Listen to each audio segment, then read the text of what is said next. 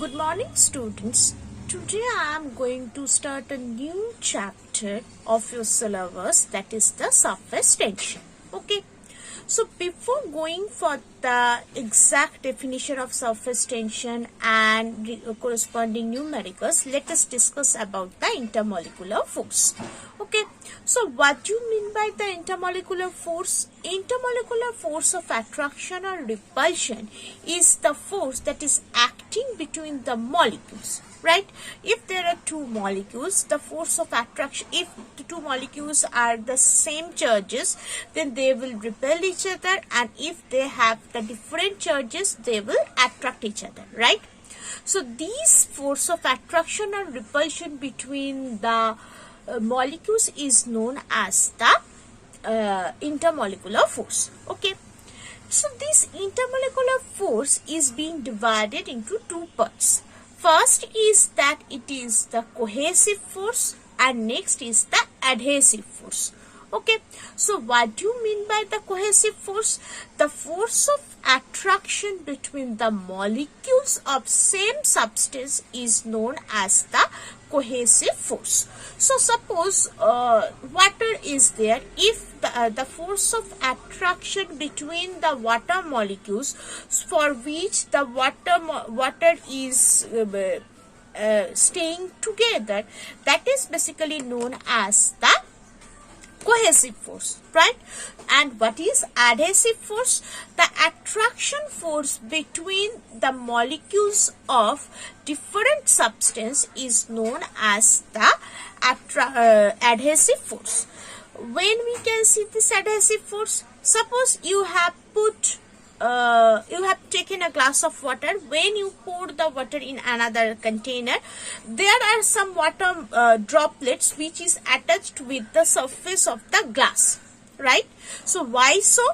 That is because there is a force of adhesion between the glass molecules and the water molecules, right?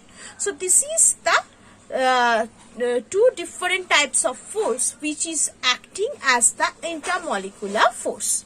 Okay. Now coming to the next thing, that is the surface tension. So what is surface tension? It is basically, it can be seen, or the surface tension property is only for the liquid. Okay.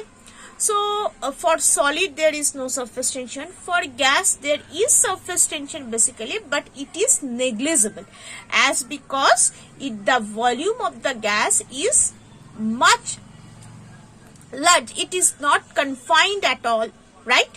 So so for this, the volume of the surface tension is not seen in gas, but for liquid it is mainly shown.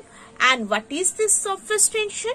It is basically the property of a liquid due to which its free surface tries to minimize the surface area and behave as if it were under tension, somewhat like a stretchable elastic membrane.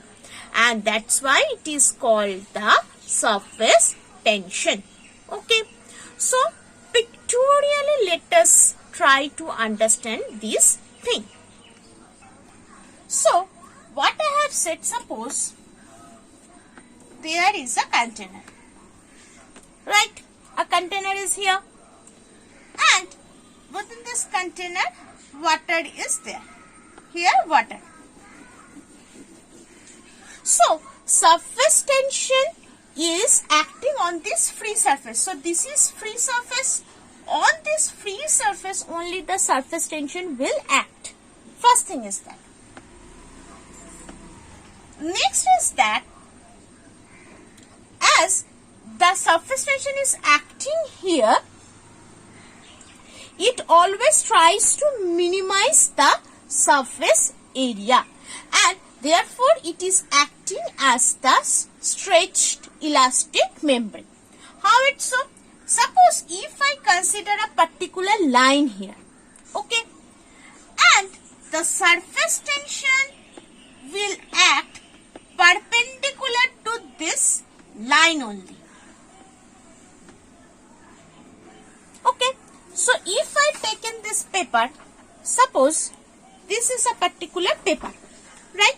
And if you consider it is a particular, if I consider it as the surface of the liquid, okay? Now I consider a particular line through this. If I consider a line, particular line through, suppose if I fold it, a particular line is there. Surface tension will act in this way and this way, like this, like this, like this. So as it is acting like this, so it tries to bend like this, right? So this is bent like this and it will form a particular sphere. Okay. So therefore this is the main concept of the surface tension. Okay. So surface tension will act along the particular line which is on the surface of the liquid, and through according to that line it acts perpendicularly in both sides. That's why it tries to minimize its surface area and it always forms a sphere. That's why when you drop a particular drop water, or if you see a droplet of water, it always in a sphere shape, not in rectangle, not in triangle, on any shape, because whatever the geometric figure we have seen or we know, all these among them sphere has the minimum surface area. Okay, so that is the thing. So that's why always water droplets is in sphere shape. Okay, so now let us try to understand what is the expression of the surface tension. So it is basically, if you define this surface tension, so how you can define it? It is basically the surface tension of a liquid is measured by the force per unit length. So as I consider this is a length, so force per unit length is considered as the surface tension. So surface tension, that is basically defined by capital S, that is basically force by length. Okay, so sometimes it may be written as T as well. So T equals to F by L. Now what is the dimension of this surface tension? The dimension will be basically, what is the dimension of force? The dimension of force is m L T to the power minus 2, and this L will be cancelled out. So the dimension will be m T to the power minus 2. And so basically, and the unit, last thing, that is the unit. So what will be the unit? That will be SI unit will be Newton per meter, and CGS unit will be dyne per centimeter, right? Now the thing is that on which factor this surface tension depends on. It basically depends on, first thing is the nature of the liquid. Whatever, it does not depend on the surface area of the liquid, it only depends on the nature of the liquid. First thing is that. Next thing is that it is basically a molecular phenomena. Okay, and what is the root cause of this surface tension? The root cause of this surface tension is electromagnetic force. Nothing, no other force is involved here. It is only the electromagnetic force. Okay, so I think up to this you can easily understand this. Now I will discuss the force due to the surface tension on a particular objects. Okay, so let us see. So suppose if a body of which have the weight W, which is placed on the surface of a liquid, and let us consider the surface tension of that liquid is T. So if F is the minimum force required to pull it away from the water, then value of F for different bodies can be calculated. Okay, and one thing is that this surface tension is a scalar quantity, not the vector one. Why so? Because the thing is, because as the surface tension is acting on the surface of the liquid, it doesn't have any particular direction. That's why it is the scalar quantity. Though force is a vector, length you may consider it as a vector, but the two vectors can provide a scalar. So therefore force, this surface tension is a scalar quantity. Okay.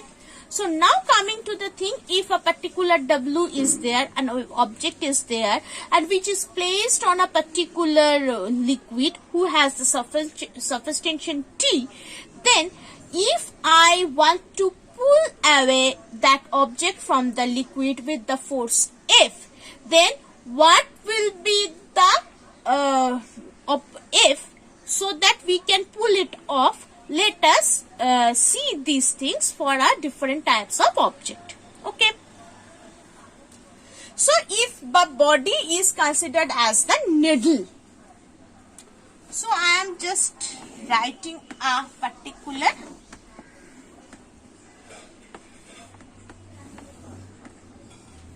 chart. Here is the body and here is the force.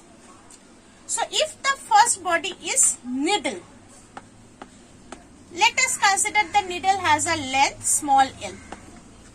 Okay, so the force will be F, that is equal to 2LT plus W.